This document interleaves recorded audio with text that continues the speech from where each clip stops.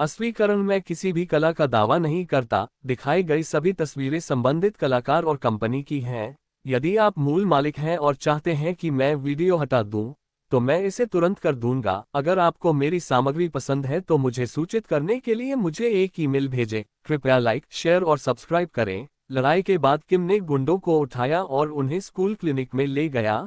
जब किम ने क्लिनिक में प्रवेश किया तो नर्स किम और अन्य की हालत देखकर हैरान रह गई। किम, जिसे अन्य गुंडों की तरह पीटा गया था, ने स्कूल नर्स से उनका इलाज करने के लिए कहा। चिकित्सक ने किम का इलाज करते समय बाहुकू और बाकी गुंडों को बिस्तर पर लिटा दिया। नर्स ने उससे ये बताने के लिए कहा कि उनके साथ यह आपदा कैसे हुई। किम को उससे झूठ बोलना पड़ा। उसने जवाब दिया कि वे सीढ़ियों से नीचे जाते समय टकरा गए और सीढ़ियों से गिर गए।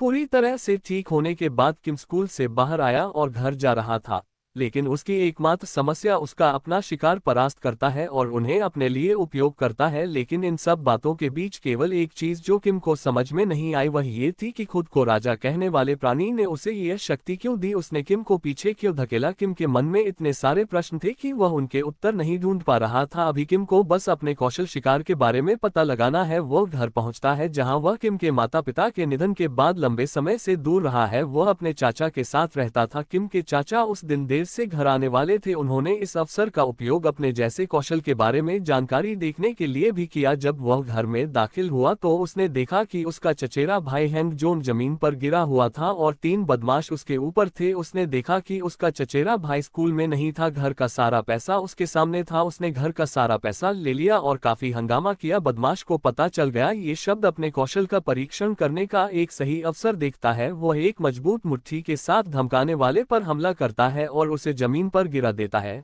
उसके ऊपर बैठ जाता है, उसके चेहरे के सामने अपना हाथ रखता है और कहता है कि शिकार करो। लेकिन किम को आश्चर्य होता है कि उसका कौशल सक्रिय नहीं हुआ है। वह सोचता है कि इस समय उसकी शक्ति सक्रिय क्यों नहीं हुई। धमकाने वाला इस अवसर का लाभ उठाता है और किम के चेहरे पर मुक्का मारता है और किम को अपने से दूर कर देता है। वे तीनों अपनी शक्तियों के साथ किम की ओर बढ़ते हैं और एक ही समय में किम के खिलाफ अपनी शक्तियों का उपयोग करते हैं, जिसके परिणामस्वरूप उनकी तीनों शक्तियों की टक्कर होती है। उस बैंगनी धुंध के अंदर बैंगनी धुंध पैदा होती है। किम का कौशल अंततः सक्रिय हो जाता है। जैसे ही यह सक्रिय होता है उसकी शक्ति उस बांध, जहर और खून बहने वाले कौशल की पहचान करती है जो कोहरे का कारण बनता है और एक रहस्यमय शक्ति के कारण प्रतिरोध सफल होता है। किम का कौशल अचानक काम करना शुरू कर देता है और कौशल को बेअसर कर देता। ये शुरू में प्रदर्शित किया गया था कि उसके मन ने कमी के कोई लक्षण नहीं दिखाए, फिर भी परिवीक्षा सक्रिय नहीं हुई। दूसरे शब्दों में उसके मन के अलावा अन्य कारक उसके उपयोग को प्रभावित कर रहे होंगे। इसके अतिरिक्त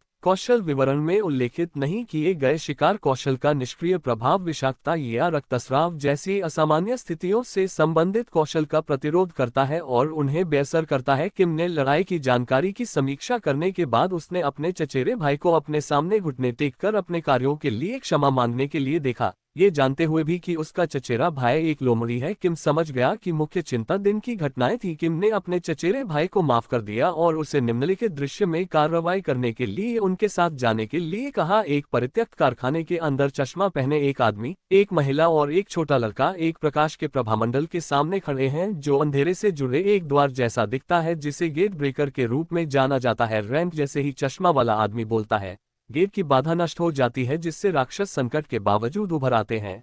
वह इसे संभालने की उनकी क्षमताओं पर आश्वस्त रहता है। इस बीच किम और उसका चचेरा भाई शहर की सड़कों पर घूमते हैं और गेट ब्रेक पर कर्मियों और राक्षसों द्वारा उत्पन्न संभावित खतरे पर चर्चा करते हैं। किम के पिछले अनुभव से उसे विश्वास होता है कि वे स्थिति को संभाल सकते हैं बशर्ते ये वास्तव में सी रैंक का कालकोठरी हो। बाद में चश्मा वाला आदमी यह महसूस करता है कि राक्षसों ने उसकी बी रैंक की बाधा को तोड़ दिया है। ये दर्शाता है कि उनकी ताकत उसकी ताकत से अधिक है। जैसे ही अधिक राक्षस उभरते हैं वे बाधा पर हावी हो जाते हैं और अंत में एक रैंक का विशालकाय राक्षस प्रकट होता है। घटनाओं के अप्रत्याशित मोड़ से गेट ब्रेक की असली रैंक का पता चलता है, जिससे एक अलग दृश्य में